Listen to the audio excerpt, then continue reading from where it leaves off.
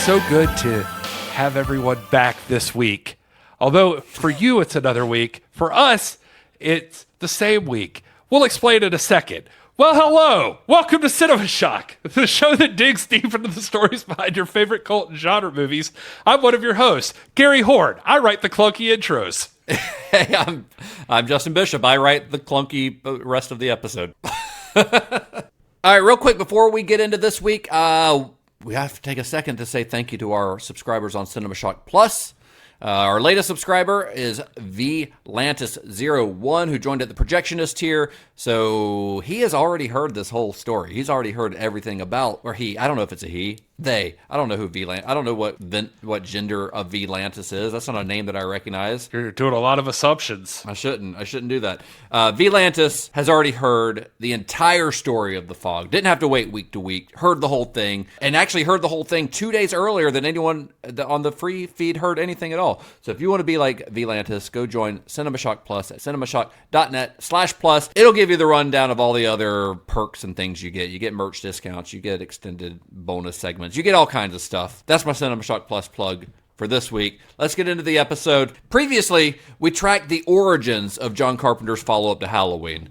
Talking about the fog, we looked at the legal battles behind the scenes, the inspiration at Stonehenge, the 30-day shoot in California that wrapped up perfectly, smooth sailing. I mean, it was difficult creating some of the effects and stuff, but pretty smooth sailing, on schedule, on budget, and everything. Carpenter packed up all of his negatives, went down to Hollywood, thinking he had a masterpiece ready for a Christmas 1979 release. But when he actually sat down in the editing room to look at what he had captured, that confidence evaporated. Uh-oh. And today we're going to tell the story of how John Carpenter rescued the fog. I don't know if he can. Well, you've seen the final product, so... We're going to find out today if this movie ever happened. So one thing I do want to mention real quick is I forgot to bring him up, and I don't know why I feel like this is so important to do, but I'm going to do it, and here we are. When I was thumbing through the Kim Gottlieb Walker book On Set with John Carpenter, one person who was there at the fog, which I think is just kind of fun, was Kurt Russell. He's just like hanging out on set, and he is with his wife at the time, who was Susan Hubley, who played Priscilla and Elvis. Yeah, so I guess they had been building a friendship, because there's just like photos of Kurt Russell on the set of the Just fog. hanging out? Yeah, just hanging out, smoking cigarettes. He's got like a cowboy outfit on, which is real, I guess, I don't know, maybe he just dressed that way, but he's wearing like cowboy hat and a vest and big belt buckle.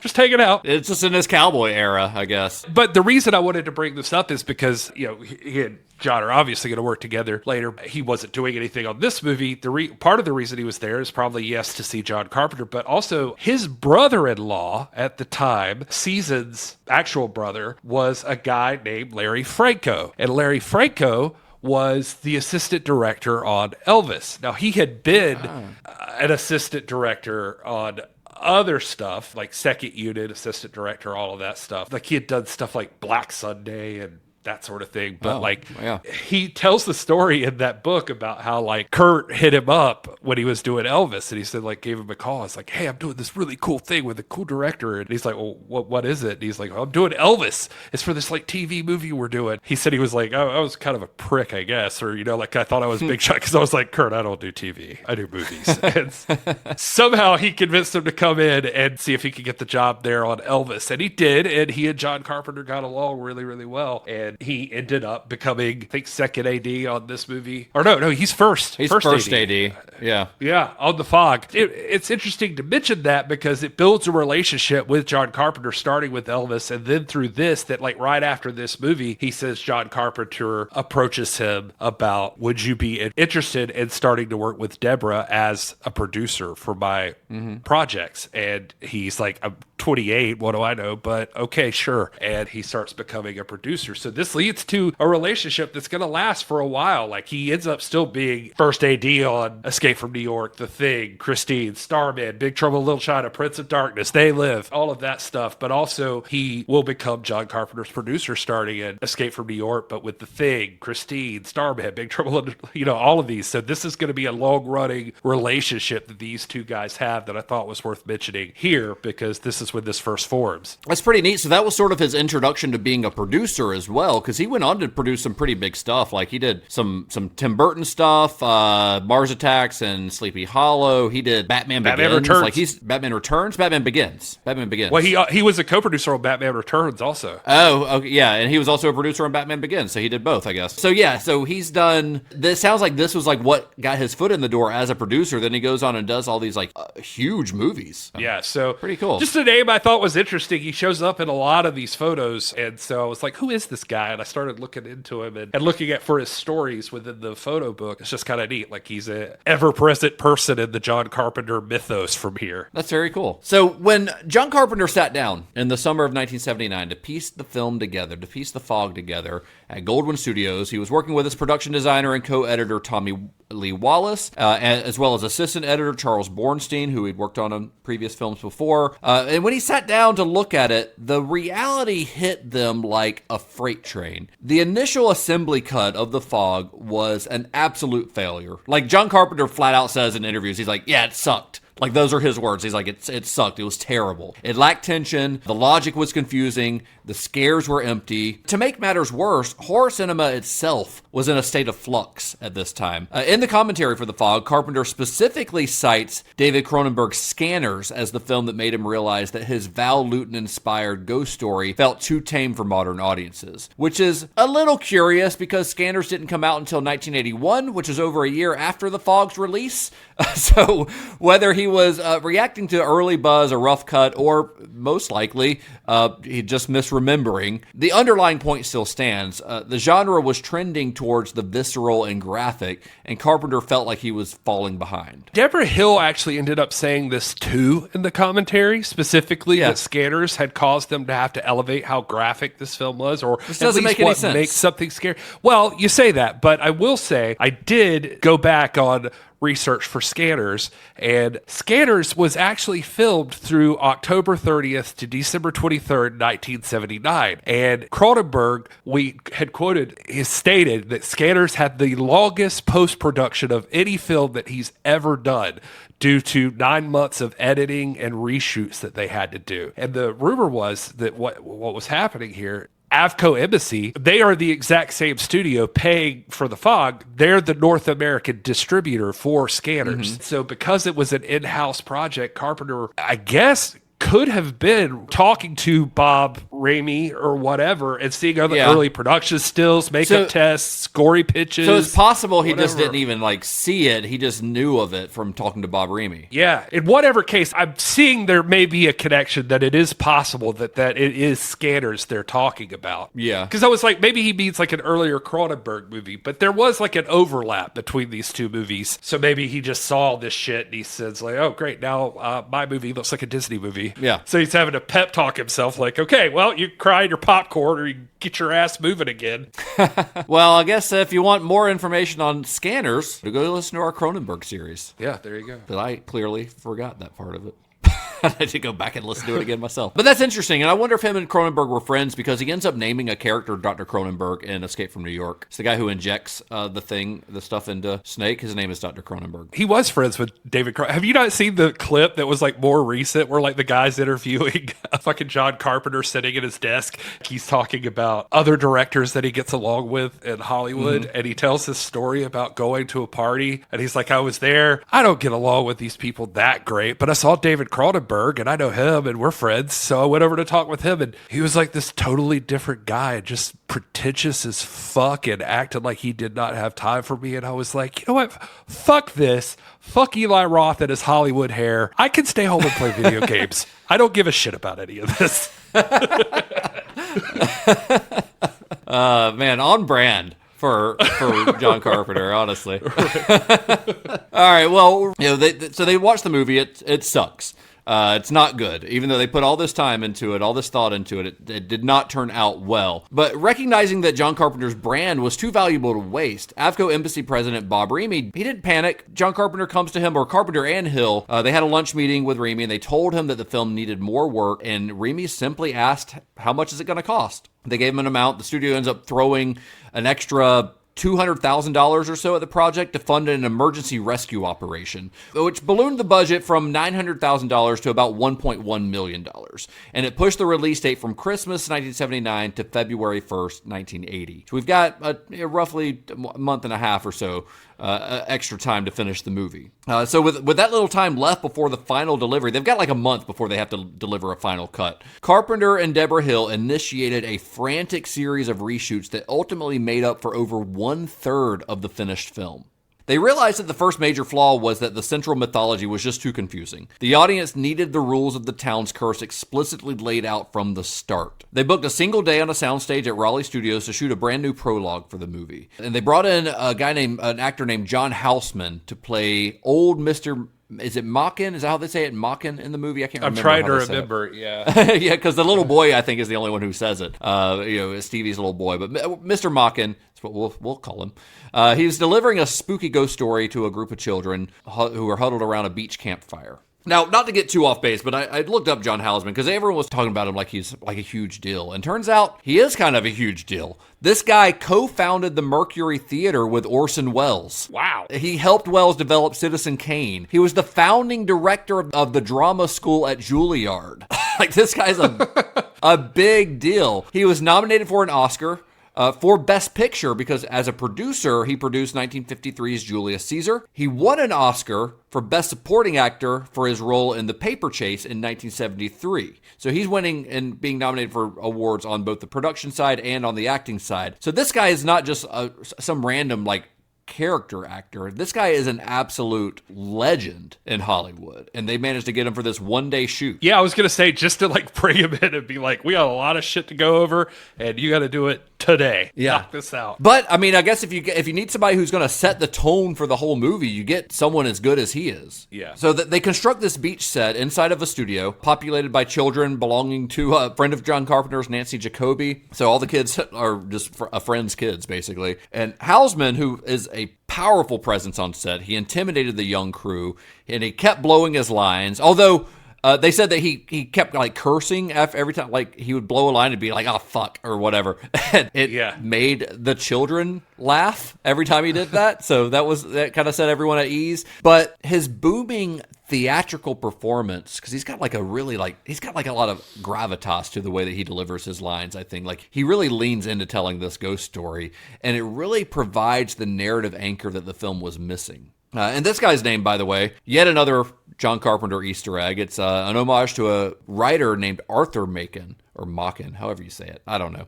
But he was a Welsh author, a very well-known Welsh author who specialized in supernatural and ghost stories, like the one that we're telling. The cursing story was really funny to me, just how he loosened things up, because I wonder if that was intimidating, just like how Carpenter was talking about working opposite professional actors, which I guess he got his, for lack of a better word, sea legs for that kind of thing, working with Donald Pleasance in Halloween. Donnie, yeah. Donnie P. Right. Do you think they called him that? I doubt it. I don't believe he'd tolerate that.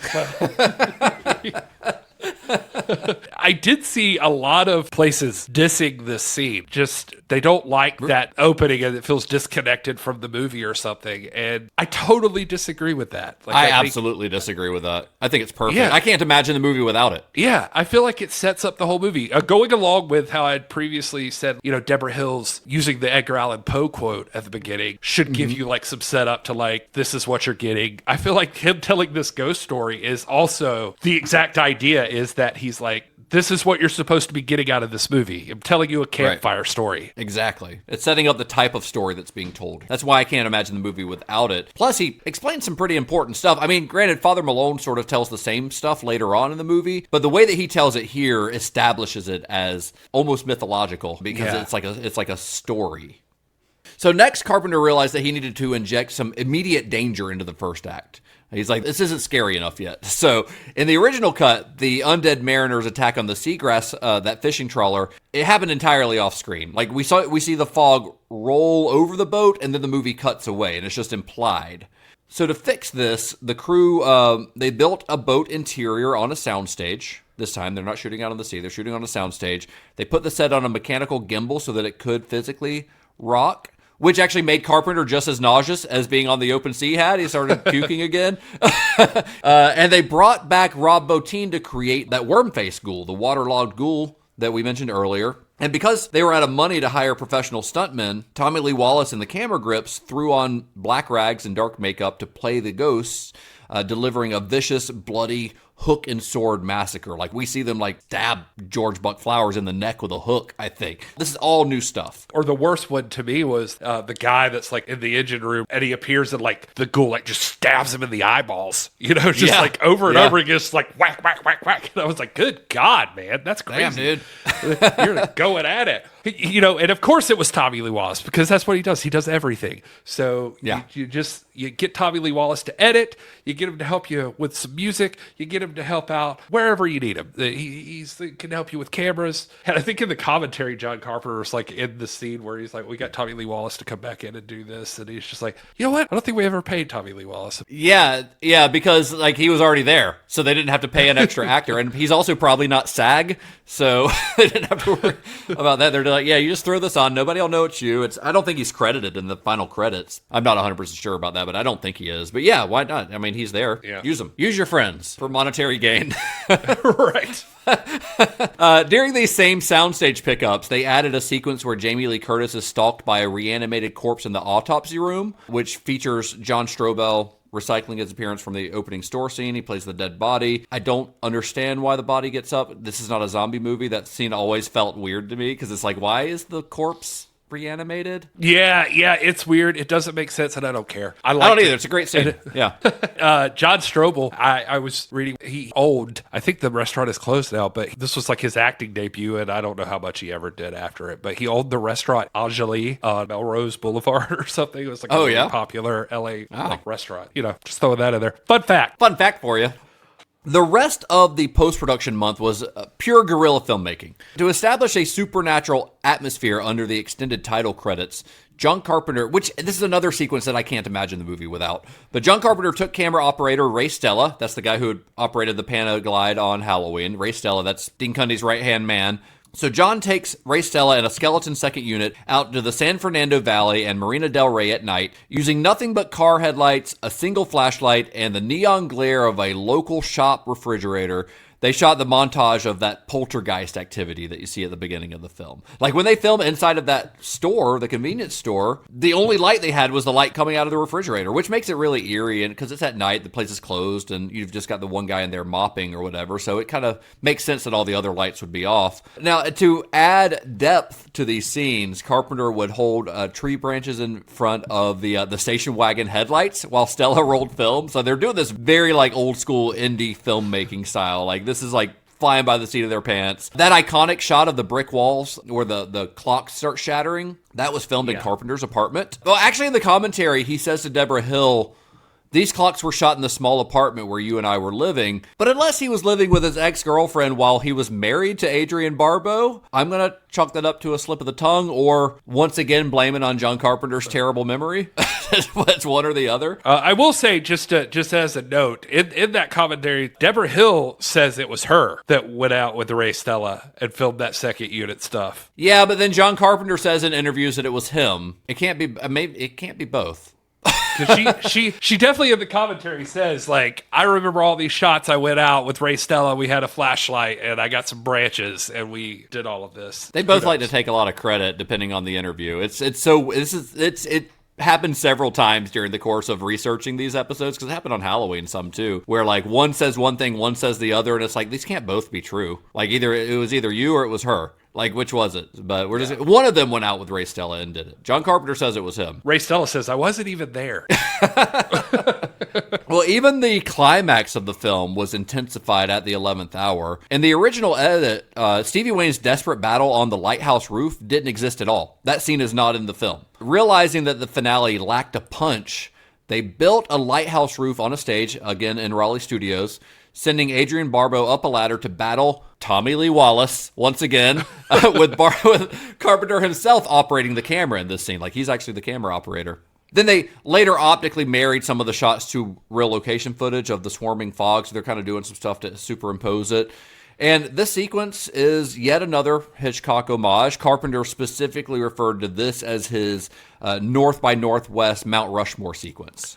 This seems to happen a lot here lately, but I would never put those two things together, but I can totally see it now. Yeah. It's just crazy, like, looking back on this John Carpenter stuff, just how many comparisons you can make to, like, H.P. Lovecraft, and also just how much now it's obvious he's, like, constantly referencing Hitchcock. Yeah. I mean, you always hear about Brian De Palma being like the big Hitchcock guy, and he is. I mean, Brian De Palma is undoubtedly a big Hitchcock guy, probably more blatantly so than Carpenter, but Carpenter never really gets discussed as a Hitchcock disciple the same way, but he really is. He's just a little more subtle about it, I think. John Carpenter stuff gets a little more outlandish than I feel like Hitchcock usually got. Yeah. That's why too. De Palma's too, though. De Palma's stuff is like Hitchcock dialed up to a level that Hitchcock wasn't allowed to at the time he was making movies, Right. as far as like the levels of sex and violence and stuff. So with their reshoots completed, Carpenter turned his attention to the element that had saved him once before, which was the music. Remember, the music had kind of saved Halloween.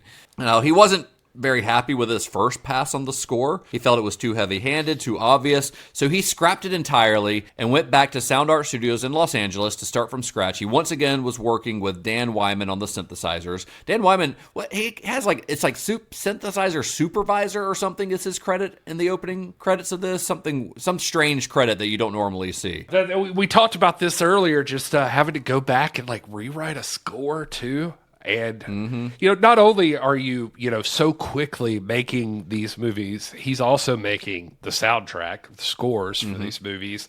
And then now he's having to rewrite this one. That's just crazy to think about. Now, he is a pretty simple musician, as far as that goes. He's not like Hans Gruber over here. Or not Hans Gruber. Hans Gruber.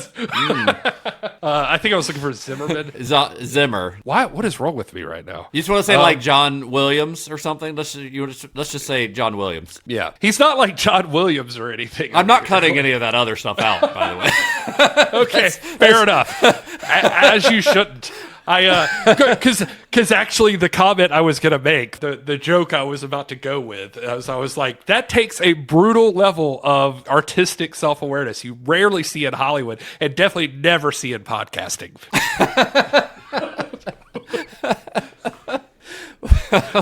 Well, Carpenter's goal with the new score was something lighter and more understated, a score that suggested dread rather than announcing it.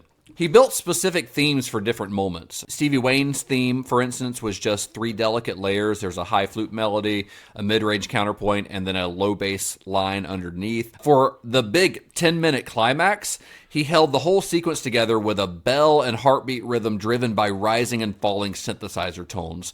Just simple ingredients. Like you said, he's a simple composer, but deeply unsettling in the right hands. I think the score to this is incredible. Like, there are moments where it sounds like a really old-fashioned movie score, where it doesn't sound synthesizer-driven, and it just gives it this ghost story vibe that I've been listening to it a lot. And his re-recording of it for the anthology album is also really fantastic. It's so good, dude. I actually watched this movie before we really got into researching it, and I just would have never known there was all of this issue with it. I was just like, God, this fucking guy's a genius. Like, that's just great. He just made another really awesome score that I love. Mm-hmm. Who knew? It's also wild thinking about all of those reshoots, because so many of those things that I mentioned, like the poltergeist activity at the beginning, the campfire at the beginning, the seagrass attack, like, I really can't imagine the movie without that stuff. I cannot imagine what the original version of this movie looked like without all that stuff added. The lighthouse battle at the end, what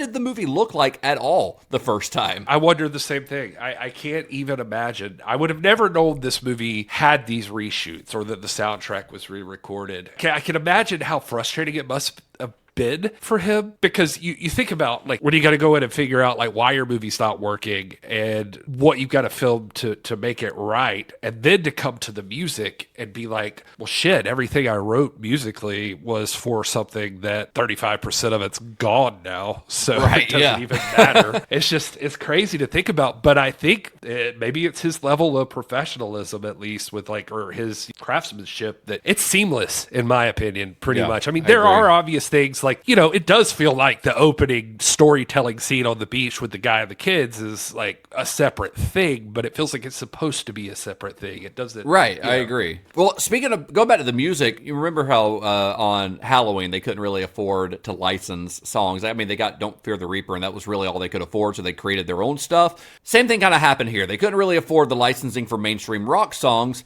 which presents a bit of an issue when your main character is a DJ at a radio station. So Carpenter and Hill decided that radio station, KAB, would be a smooth jazz station, which if you imagine living in Antonio Bay and there's one fucking radio station, it's on for 7 hours a day. It's on from 6 to 1. So mornings, you don't get it. You don't get nothing. And all it is smooth jazz. I like to think it was Charles Cypher's Dan O'Bannon just talking slowly about the weather. He doesn't even talk. He just tells her about the weather, and she just regurgitates what he says. Well, he tells her that part, but during the day, it's him just like, weather Droning on about the today weather. looks like it's going to be high of 75. It reminds me of the ladies I like to date because the women love me. I'm Dan O'Bannon. But we hear the off-air thing because you hear this like loop that's on when she comes into the radio station. It's just saying KAB, Antonio Bay, and then it just goes on a loop over and over. Anyway. Now that you say that, I do remember that, and I remember hearing it being like, is that playing the whole fucking time? Like, is that just what you get on that station? If you tune in, they didn't have like auto tapes or anything like they do now. Now they just hit a button and hook up a laptop or whatever, and there's not even a human in the room. You're blaming it on budget, but I like to think that John's talking to Deborah Hill and just like, look, we can't afford fucking Fleetwood Mac over here. So this 20-something hot-ass female DJ lives alone in a lighthouse, and she's a hardcore fan of aggressively smooth, royalty-free elevator jazz. That's her vibe. She's going to speak in this sultry, sexy, imagine Delilah, but horny. So that's the vibe we're going for. Yeah. And she loves some fucking jazz nobody knows. I mean, that's getting past the point that I just still can't imagine how it's not awkward the first time he pitches to be like, hey, super sexy lighthouse DJ. I'm thinking, Adrian, huh? What do you know? What do you think? Deborah's like, get the fuck out of my face. Your wife? The one that you started dating when we were together? That one? Yeah, right. That's the one. But yeah, what they ended up doing is they just filled the music in the radio station with obscure and cheap jazz needle drops that nobody had heard of. They could get from relatively nothing. Although she does introduce a song by the Coupe de Villes at one point during the movie. Although I don't know that we actually hear it.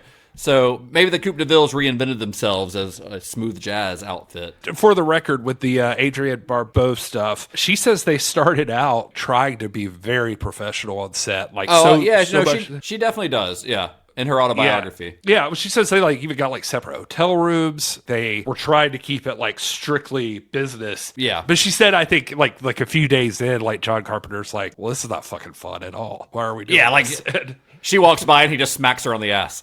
Right. So then that's how it goes. And then he just starts doing her right there on the lighthouse set. And Tommy Lee Wallace is like, Dane, you son of a bitch, we got to get this. Anyway. It's going to look great.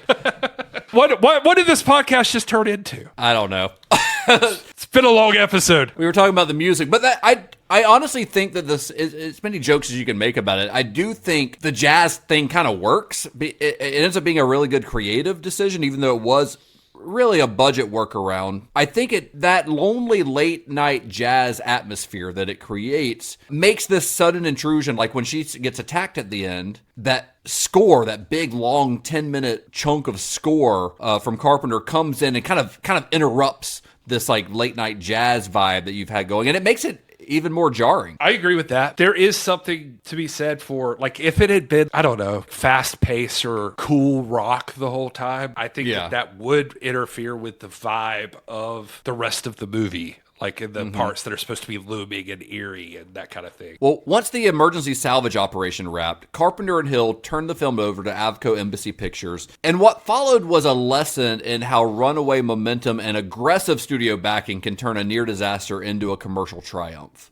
The studio Avco, they went all in on the John Carpenter brand. They spent an astonishing, and I had to like verify this because this didn't sound right. I was like, there's no fucking way. And I saw it in multiple places. They spent $3 million solely on marketing. That's an advertising blitz that cost nearly 3 times the final production budget of the movie itself. AVCO Embassy flooded the market. It's insane, yeah. They flooded the market with television spots, radio spots. They put out print ads in publications like Rolling Stone, National Lampoon, and TV Guide. They're clearly like targeting a younger demographic. They held screenings at science fiction conventions, headed by Mick Garris, actually. He was the one introducing it there. They've sent out mailers to colleges. They even hired skywriters to promote the movie in Los Angeles. I don't know what they said. I couldn't find any pictures. I'd like to say it just said, "Hey, you should go see The Fog." I don't know. Seems like a lot to write. I don't know what else you put. Would you just put The Fog? The words The Fog? I don't know. Yeah, that's what I think. Yeah. Probably the most legendary promotional stunt they pulled was when they outfitted about 50 select movie theaters across the country with fog machines. They put fog machines in movie theater lobbies that would pump out mist, just fill the lobby with mist as people walked in to buy tickets. I think that's amazing. I wish it was practical for movies to just be that way now. The studios just don't have the balls to do that now. They just, that's too expensive, because I think these fog machines were like $350 a pop, and they're doing 50 of them across the country. Like that's pretty significant, and that's in $350 in 1980 dollars. So yeah, I don't know what that would be now. A lot, $1,000 probably. But that feels like one of those like William Castle like marketing stunts, like fill that's the movie exactly theater with smoke. I think it's great. And recognizing that the success of Halloween was their greatest selling point, the marketing team executed a promotional bit of a bait and switch on the theatrical poster. You've seen the movie. If you're listening to this, you've seen the movie. And in the actual structure of the narrative, Adrienne Barbeau's Stevie Wayne is, I would say, the definitive lead character of the movie. It's very much an ensemble, but I would call her the lead. While Jamie Lee Curtis was part of that ensemble and had a much smaller supporting role. However, because Curtis was the reigning scream queen in America at this time. Obviously, this also has to do with the fact that she'd already worked with Carpenter on a huge hit before. The studio decided to stage a poster photo shoot featuring her holding the door shut against a swarming fog. And that image became the definitive symbol of their advertising campaign, even though it's really a total fabrication of how the actual roles were structured in the film. It is a badass movie poster, though. I love that. It is cool. Poster for the fog. Yeah, it's great. So, like, if I saw that in the lobby, I'd go see that movie because that looks great. It's incredible. I don't think I realized that they were leaning into Jamie Lee so much when they put this movie out. But I did notice, not to derail the whole conversation, but I did notice too, like when I was watching it this time, that like at the end you have in the church Nancy Kyes and Jamie Lee Curtis there together, like interacting, and I was like, oh, I bet that was kind of cool at the time. Halloween reunion, yeah. For those two to be together. Yeah. Well, this whole marketing strategy from AVCO paid off almost immediately. The studio deployed a staggered release schedule beginning on February 1st, 1980. A staggered release meaning it opened in some cities and kind of moved across the country, moved to different cities over time. They kind of expanded it more later that month. It kept growing until the film's theatrical run. They put out like something like 500 prints, which is not a lot by today's standards, but at the time that was a lot. The film's theatrical run lasted a total of 152 weeks. That's like 3 years. This was playing in theaters somewhere across the country. And on its, isn't that crazy? I feel like I've said that's insane like twice now, but that's insane. On its $1.1 million price tag, The Fog ended up grossing $21.3 million in the United States and Canada alone, returning $11 million in rentals straight to the studio and its distributor. So they got their money's worth on this one. This was an undeniable home run that solidified Carpenter's status as a bulletproof box office draw. But while audiences were lining up to the fog-choked theater lobbies, the critical establishment was deeply divided on this one. For a director who had just been hailed as a master of horror, the reviews for The Fog felt like a sharp splash of freezing Pacific water.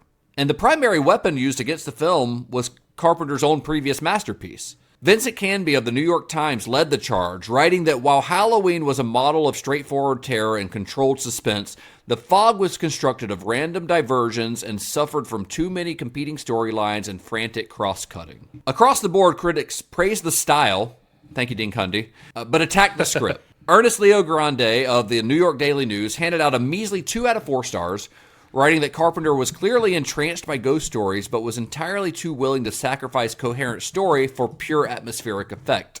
Roger Ebert mirrored that sentiment, arguing that while the film was made with style and energy, the central concept was fatally flawed. He basically said making the fog itself the villain simply didn't work.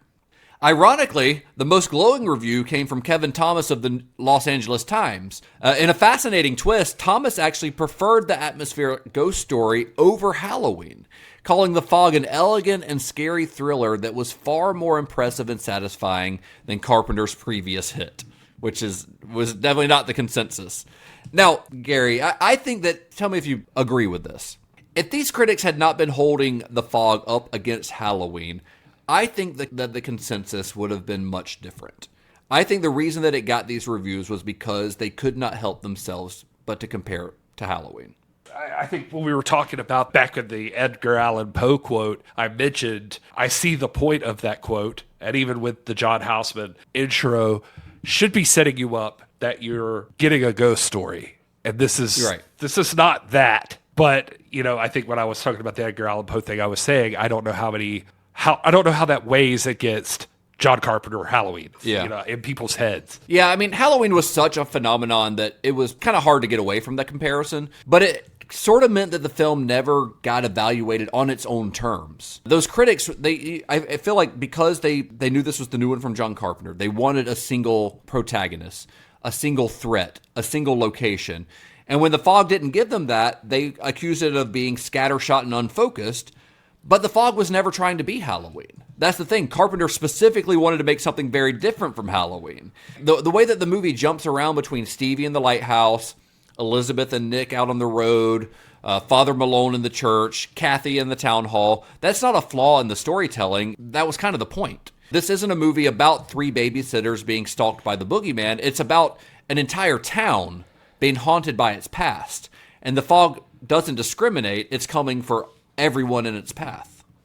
I assume that Halloween was your introduction to John Carpenter, probably, right? Yeah, I mean, it would have been. Not that I probably even knew who John Carpenter was at the time, but yeah, it would have been the first one I saw, I bet. Do you remember the first time you saw this one? I don't really remember. I think I might have rented it back in the day. Either. Some of the criticisms I sort of get because, like I said, comparing it to Halloween was inevitable, but this was released at a really interesting time in horror history. Early 1980. So that slasher boom that Halloween had ignited hadn't really taken hold yet.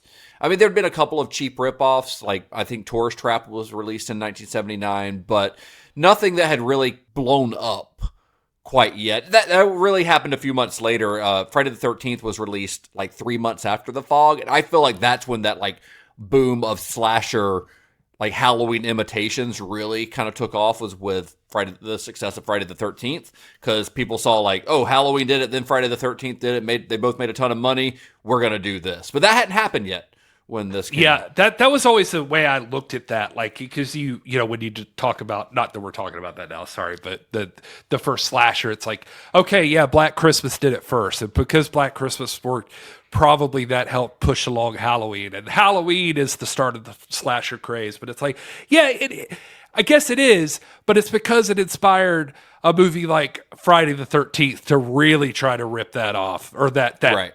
process off, and then it's I feel like you're right. Yeah, it wasn't until Friday the 13th that it okay, now this is really a thing. Yeah, I mean, and Carpenter could have doubled down on the walk and stalk formula that he'd popularized with Halloween. I mean, the first big slasher to follow Halloween could very well have been another Halloween movie. He could have probably had carte blanche to just do whatever he wanted with a second Halloween movie if he wanted to, but like we said before, he had no interest in that. And he also wasn't really he wasn't saying I started a trend, I started the slasher trend, I should get in on it, because that trend wasn't there yet. It had not happened yet. He wasn't looking to the future of where horror was headed. He was literally doing the opposite. He's looking to the past. He's looking to the EC comics he loved as a kid. He's looking at the writings of M.R. James and classic ghost stories, to Val Lewton's influential run at RKO in the 1940s. He's looking backwards at all of this stuff, to the ghost story tradition that predated even the Universal monster movies. He's looking way back to the tradition of telling ghost stories, I feel like. And I think there's something telling about that choice. Carpenter is deliberately not chasing a trend, because he could have written his own ticket. in the slasher genre. And instead, he made a movie that was essentially a love letter to the kind of horror that shaped his imagination as a kid. The Fog is Carpenter sort of saying, like, this is where I come from. This is where my love of horror comes from. The irony is that the genre caught up to him anyway, just sort of in the wrong direction. So while Carpenter was off making an atmospheric ghost story, everyone else was making or planning the types of movies that Roger Ebert would later dub dead teenager movies. Movies with a lot of on-screen gore and a big body count. And that was sort of all they had going for them for a lot of the times. But a lot of those movies aren't being talked about 45 years later, like The Fog. With the exception of some of the bigger names in the genre, your Jasons and your Freddys, a lot of those slasher movies that came in the wake of Halloween that were being released, right after The Fog, they're really only being discussed in by big horror fans. They're not being discussed as the mainstream. So what do you think it is about The Fog that's helped it stand the test of time, even though it's such an old-fashioned kind of ghost story? So one thing you can't get away from is that it works because everybody involved with it is a fucking legendary talent, basically. So it's that always helps. So that does help. John Carpenter is a craftsman at making movies. He's just good at putting a movie together, whether or not you like it all or whatever. He knows how to get a movie made.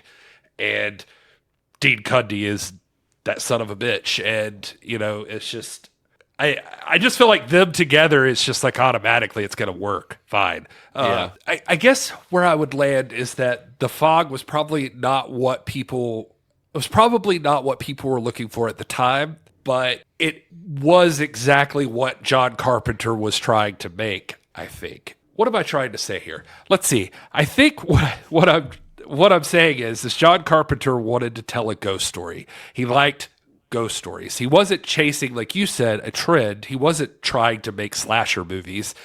That happened because he was trying to make a scary movie that he could afford to make with the budget that he had to make one with. And so now he's got a little bit more. Now he wants to tell a ghost story, the kind, like you said, that he would have loved. And I think you can tell that exists in this movie, that this is the kind of story that he loved to make. And I think it works. Overall, what stands out to me for this movie that makes it maintain its reputation is the whole, I hate to do this because we already joked about having to make these comparisons, but one thing I learned from the David Lynch series is to not always just even take the movie at face value, but to take the feelings that it gives you, like the vibe of the movie, not to overuse the term vibe, but this movie has all of that.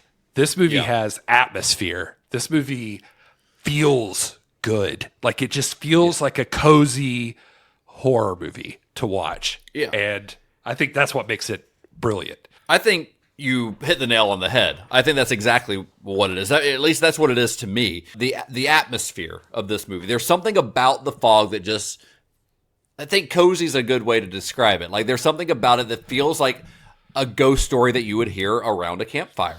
Like an old-fashioned ghost story, the kind that you told each other at slumber parties when you were a kid, to try to scare your buddies. Like it feels like that kind of story. And we've been saying the word atmosphere a lot, I feel like, during this episode, because I think that's what it all kind of comes down to. The atmosphere and the feel of this story. Like you said, something about it really does feel like an EC comic come to life, or like an M.R. James story come to life. I think that it's worth mentioning again that mandate that Carpenter gave to Dean Cundey, that he wanted this to be like a Val Lewton movie. Now, I don't know are you familiar with Val Lewton's stuff at all? Have you seen any of it? I don't know that I have. Yeah. I would highly recommend checking out some of the stuff that he produced, because I think that, especially as a fan of John Carpenter, because I think that Val Lewton was more than just an influence on Carpenter. I think that he helped shape Carpenter's philosophy. See, for those who are not familiar with Val Lewton, he was a producer, worked for RKO, one of the smaller studios at the time, and he was tasked with creating horror films that could compete with the films that Universal was creating in the 40s. But the thing is, RKO, they didn't have the kind of money that Universal did, so they had to get creative in how they executed these films. They couldn't have the budgets that James Whale had when he made Bride of Frankenstein or whatever. So that's where Val Lewton kind of comes in. And Val Lewton, and he wasn't a director, he's a producer, but all the movies that he produced have a distinct stamp on them that could only come from a Val Lewton movie. His films they operated on the principle that the audience's imagination was always scarier than anything you could put on screen. That's something we've been saying about Carpenter for all of these episodes. One great example, probably the most well-known example, is there's the swimming pool sequence from Cat People. Probably the most iconic scene from Lewton's career, but you don't see anything. There's like this, in the Cat People, they're like werewolves, they get turned into cats, like panthers, like big cats. But you don't really see anything in this swimming pool sequence. You like hear the roar of the cat, you see the shadow of the cat, but that's all, like it's all sound design and shadow and suggestion. That's how they get the scares across, and it's a fantastic sequence. So Carpenter took that same principle and he applied it to The Fog with surgical precision, because you barely see any ghosts, like we said earlier. You barely see really anything. I mean, there are scenes where the ghosts come out and stab somebody that were added in those reshoots, but even those are kind of few and far between. When you see The Fog, you usually just see the fog. You just see the smoke, but it's unsettling because you imagine what's in the fog. It's that whole Hitchcock principle, the whole unknowable Lovecraftian evil principle of what you can imagine is worse than what you would actually see. So even when you see the ghost, other than when you see Wormface, even when you see the ghost, you're seeing them mostly in silhouette. You just imagine how horrifying their faces must be. So everything Carpenter does in this film, from the way that he asked Cundy to shoot it to the way that he uses his score, I think, is in service of that same principle of suggest, don't announce. It's going to be scarier that way. So I think when like Roger Ebert complains that The Fog doesn't work as a villain, I think what he's really doing is complaining about Carpenter refusing to show his hand. But I think that the restraint is kind of the whole point. I think this is, like you said, this is the exact story that Carpenter wanted to tell, told pretty much the way that he wanted to tell it. If you were to ask my wife right now, what is her favorite John Carpenter movie, I guarantee you she would say The Fog. Oh, yeah? I think she would pick The Fog because it's because of exactly what we're talking about. Like, just that it feels like a rainy day, throw on a spooky movie, kind of just like cuddle up or chill under a blanket and just watch something. Like it's the way that it makes you feel, just the atmosphere. Again, repeating myself, but all of those things, I think for her, at least with this movie, she loves like ghost movies in general, like, so from The Conjuring on, like all of that stuff. But those are demons. Yeah, that's a demon. You're right. But I know, but they are ghosts. They're ghost movies. I just felt like being the actually guy there for a second. No, but you're right. Yeah, but she does love a ghost movie in general. But like, she really loves The Fog, just like how it feels as a movie to watch it. Yeah, it feels like Halloween, like not the movie, like the season. There's something about it that feels like a movie I want to watch around Halloween. There's something about the haunted, even though it's not a haunted house, it's a haunted town. But there's something about that.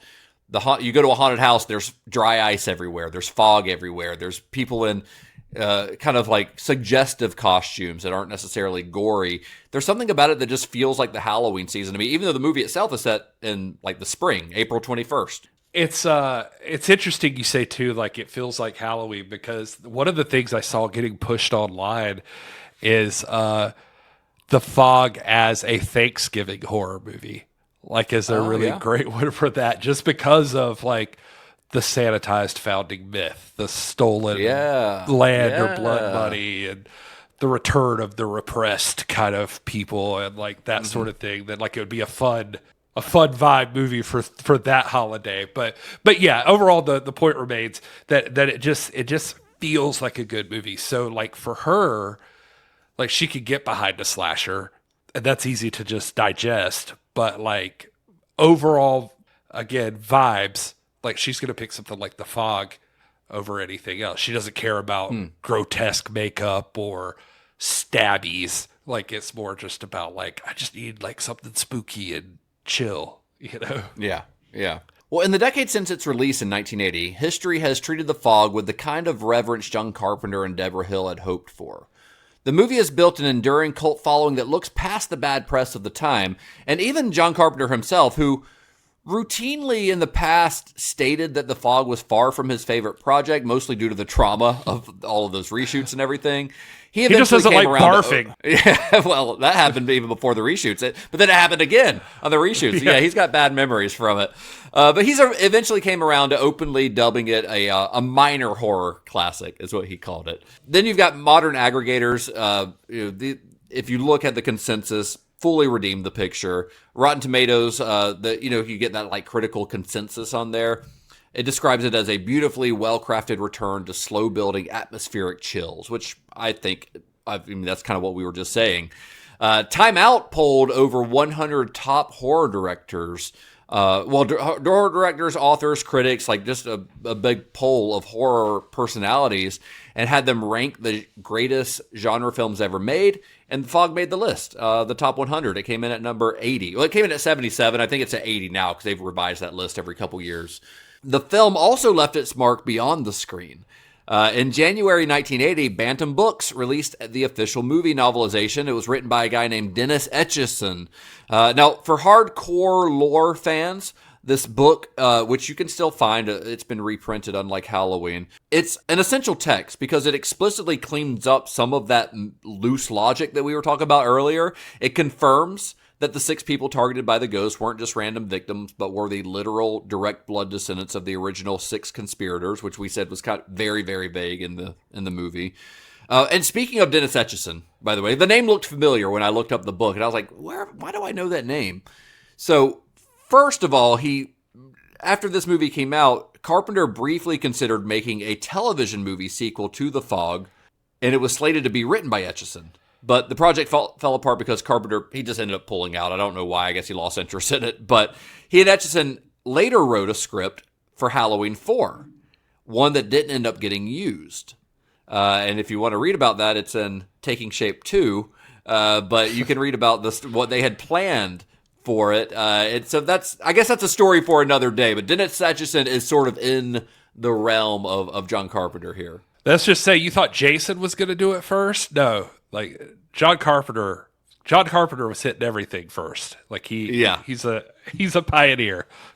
And then there was also, of course, a remake in 2005, directed by Rupert Wainwright and starring Tom Welling and Maggie Grace. It was not well received, not remotely.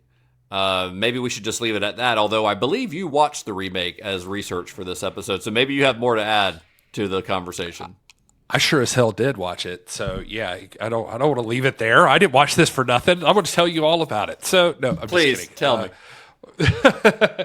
The movie is made in 2005, so it's exactly, it was released in 2005, so it's exactly that kind of horror movie. It's the horror movie that is like Scream and I Know What You Did Last Summer, that starts off with like some weird death and then like I was showing this to my wife and she had never noticed it before, and now she can't unsee it, that they'll like do like some spooky thing up top, somebody dies, and then it comes to like whatever is essentially hardcore rock at the time of the movie's making, playing over a panning shot of a coastal town or something. Yeah.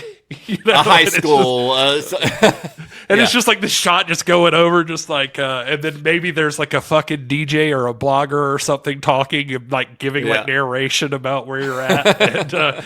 and it all looks like it aired on the CW.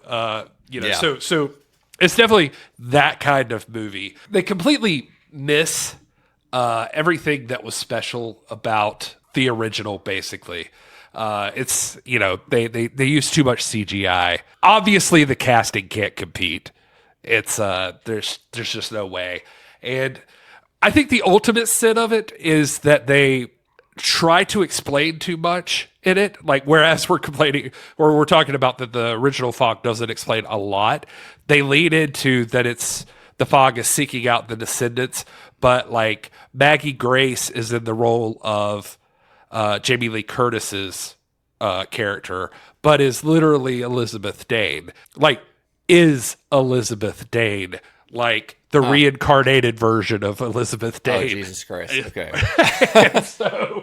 and so she eventually is about like the ghost like connecting with her. This was his long lost love that was on the ship with him when it crashed. And oh my God, it's the Mummy. Actually, now that you say that, yes, it is. So it is. They end up back together at the end, and poor Tom Welling just gets left looking stupid. Like, is he like the what? Is he He's like the Tom Atkins? Yeah. Okay. Wow. And of course, because it's like CW style, like it's that he also has been, Elizabeth left town and they don't know why. Like she just went hitchhiking off somewhere, and so he had been on summer break, like hooking up with Stevie Wayne, and so who plays Stevie Wayne? Is that Selma Blair? That's Selma Blair, and who at least has the like tone of Stevie Wayne, I guess, kind of down, So anyway, but then all of a sudden Elizabeth comes hitchhiking back into town, and not Tom Atkins, Tom Welling picks her up, and different truck ride. It is fine for if you want a 2.5-star horror movie, that's from the early 2000s. A rave review from Gary. If that's what you're looking for. If you're looking for mediocrity, have I got a movie for you? Right. I've never seen it, so I was going to try to watch it this week, but I was like, you know what? I don't care that much, and I didn't have time. So I don't think your life is going to change whether or not you've seen The Fog 2005. Well, I think perhaps the ultimate proof of the Fog's immortality is the creation of Fog Day. Have you heard of this? Fog Day? I did not know about it. Yeah, so Fog Day was started by fans. It's an unofficial cult holiday celebrated annually on April 21st, which of course is the date that the events of the movie take place. The primary tradition is simple. Basically, people just sit down to watch the movie on April 21st. So that's it. That's what it is. It's like every year on April, 10th, I think it is. I watch Empire Records because that's Rex Manning Day. That's the date in the movie that Rex Manning is visiting Empire Records. So that's the day every year that I watch Empire Records. Now April 21st can be the day every year that you sit down and watch The Fog. And the fog that fog that they struggled so hard to create on those coastal cliffs, it might have been blown away by the wind, but the atmosphere, we keep going back to the word, the atmosphere that John Carpenter and Deborah Hill captured on the film has refused to dissipate 46 years later now this year. And The Fog proved that John Carpenter could take the simplest of premises, what if the weather wanted to kill you, basically, and turn it into something genuinely mythic. Next time on Cinema Shock, we're leaving the fog-soaked coastline of Northern California behind. We're headed somewhere a little bit more urban, a little bit more dangerous. We're getting away from horror as well. We're going to the island of Manhattan, which in 1997 has become the largest maximum security prison in the United States. Snake Plissken is coming, and he is not happy about it. We get Adrian Barbeau again. We get Tom Atkins again. We get Donnie P again. And, of course, we get Big Dick Dean Cundy once again. You did it again, Dean. Or you did it again. You will Dean. do it. You will. Yes, you're going. Yeah, you continue to do it, Dean. We are talking about, of course, Escape from New York next week. And then we got one more movie after that. We're wrapping up John Carpenter. Well, we're not wrapping up. We're wrapping up this chapter of John Carpenter's career. I did want to mention before we wrap this up, Gary, sources on this episode. We're using the same stuff that we've been using for the last few episodes. The Films of John Carpenter by John Kenneth Muir, Prince of Darkness, and Order in the Universe. We've already quoted those a few times in the past. But on this one also, of course, we used the Shout Factory Blu-ray, which has some fantastic behind-the-scenes documentaries on it, some great interviews with Jamie Lee, with Dean, with John Carpenter himself, plus some archival ones from 1980, and a really good commentary with John Carpenter and Deborah Hill that was fun to listen to. I also found a really great issue. I found a scan of it from Cinefantastique Volume 10, Number 1, which is from 1980, where they had a pretty extensive interview with John Carpenter, and they talked to Rob Bottin as well. So that was a really fun source to dig into. Yeah, just want to acknowledge where we're getting all this information.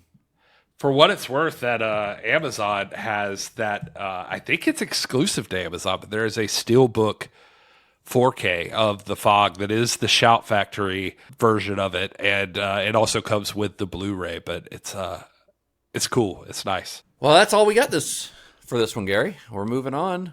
Do you have anything else to add? Anything you want to tell our listeners? Anywhere you can tell them where they can find you on the internet? Yeah, I've got something I want to say to them. I love you all so very, very much. Also, you can find me at This Is Gary Horn on all the things. And yeah, that's it. Thanks. And I'm at Justin_Bishop. The show again is at Cinema_Shock. Once again, if you want the extended version of these episodes or any of the other perks that come along with Cinema Shock Plus, head to cinemashock.net/plus to join. You can also vote on what our next new release review is going to be, and or just head to cinemashock.net for all the other things that are Cinema Shock related. And until next time, may the wings of liberty never lose a feather. And be excellent to each other.